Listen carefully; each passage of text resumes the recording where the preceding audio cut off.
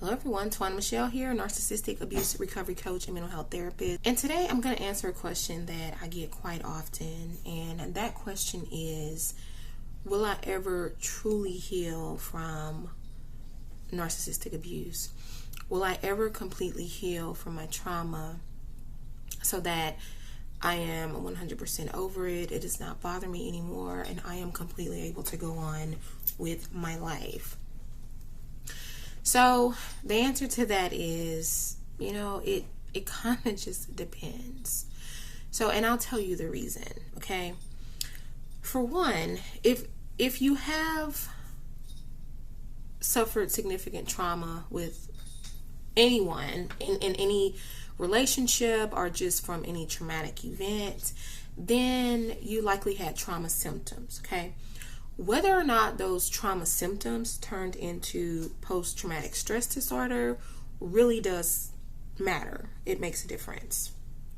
And not only that, if you had one specific trauma or, one acute incident, then you have this PTSD perhaps from a single event.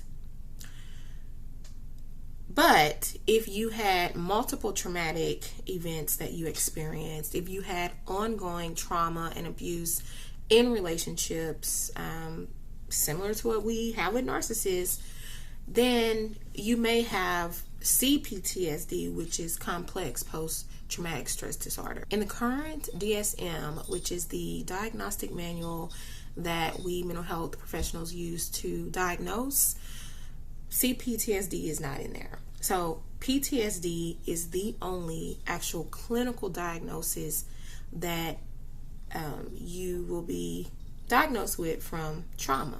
You can have like acute stress disorder, other anxiety disorders, but I'm talking about post-traumatic stress disorder. So CPTSD, my guess is there's a lot of research being done in that area. It will likely make it to the DSM at some point, but it is not quite there yet, okay?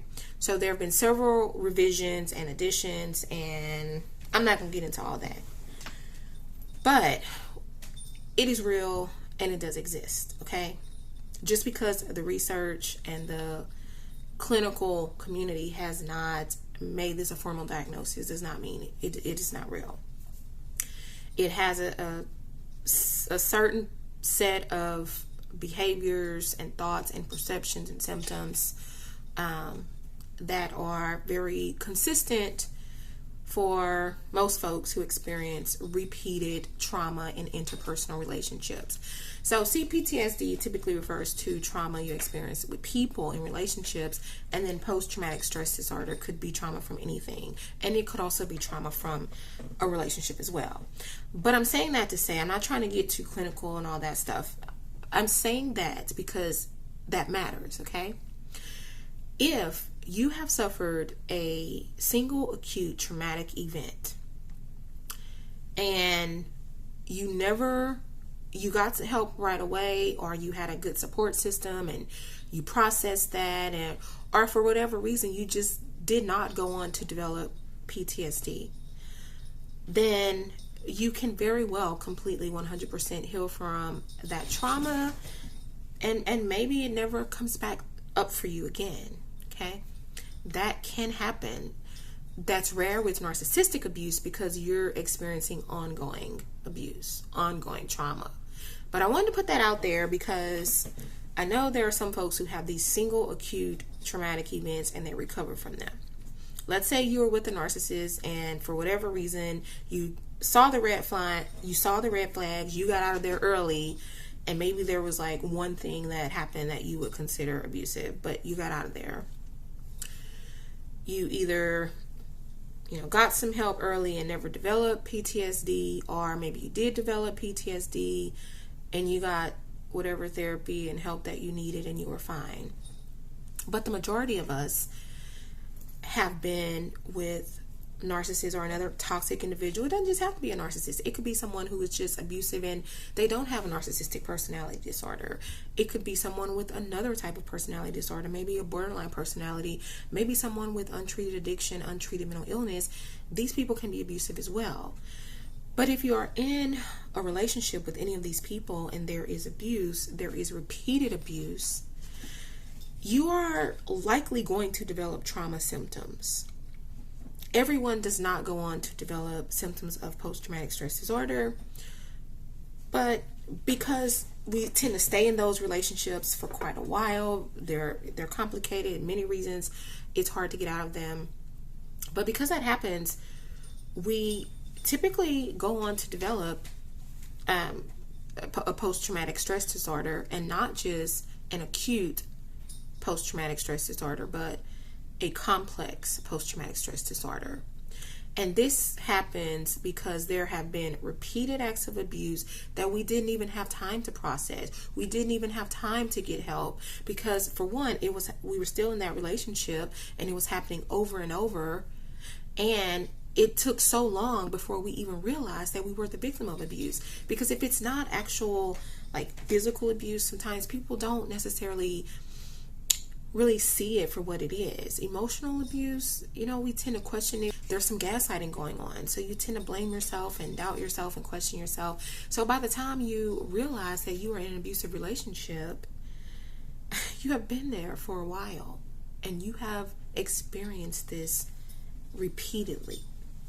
So by the time you get out of that, you will likely have some pretty intense trauma symptoms. Also, many of us who find ourselves in those relationships where we stay for a while and we're not sure it's abuse, because again, some of it may feel normal if we don't know what a healthy relationship is like. We've never had that. But many of us have also been in other relationships with people like that. So if there have been other instances of abusive relationships.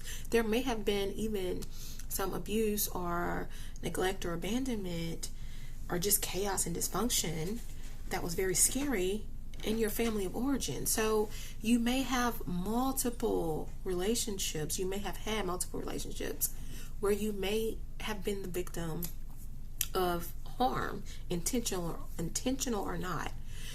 And so when that happens, you develop certain types of changes in the way you perceive yourself and in the world and your environment. People don't feel safe, so maybe we avoid people. We don't trust others. We have a hard time trusting.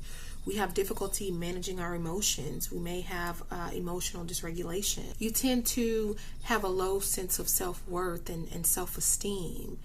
You don't really feel good about yourself. You might not even have a sense of self. There's been so much gaslighting, and some of this has gone on for so long that it completely shaped who you are and how you see yourself.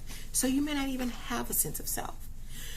And you may have some of the typical PTSD symptoms, intrusive thoughts, intrusive memories, flashbacks, avoidance, hypervigilance, nightmares, difficulty sleeping.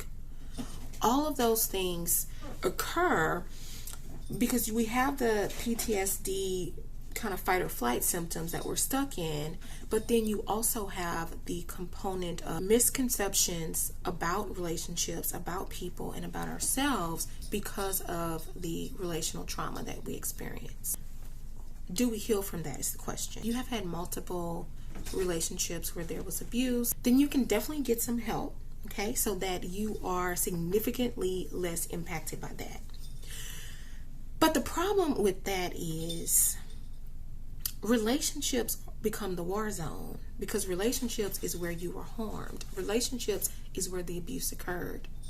So even when you get out of that relationship, maybe you eventually get into a new relationship.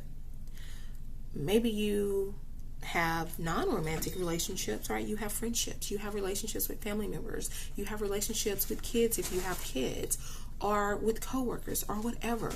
The problem is your past trauma in relationships is going to be repeatedly triggered. So you want to get some help in being able to recognize when you're being triggered. You want to get some help in being able to change some of the negative perceptions that you have developed about yourself, about the world, about people, about relationships in general. And you can get to that point with trauma therapy. You can get to the point where you're less triggered.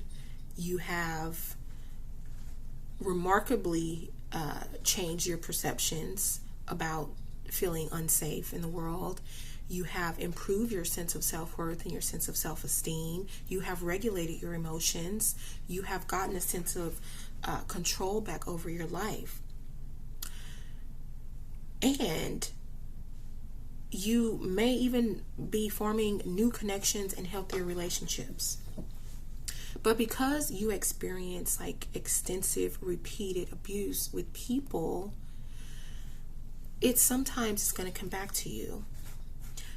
That does not mean you are not healed.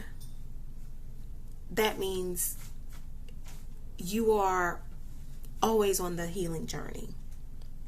That means an anniversary may come up. A holiday may come up. Something may trigger a memory. And you may feel that. You may feel sad about that. You may feel angry about that.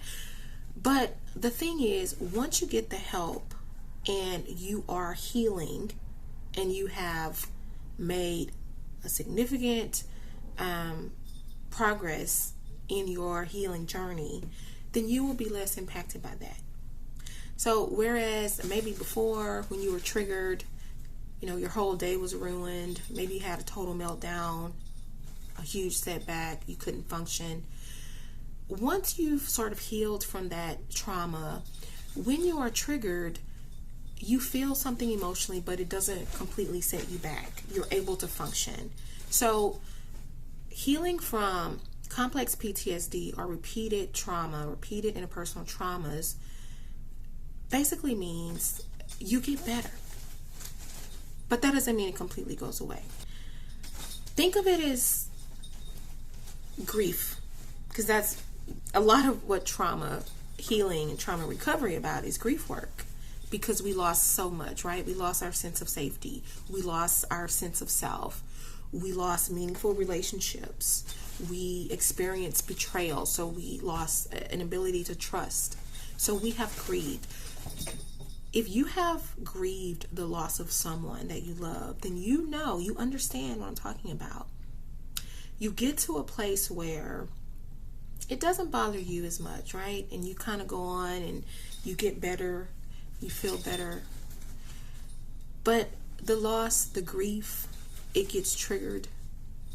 You get reminded of it and you feel it. But it's not the same impact. And you remember and you continue to go on.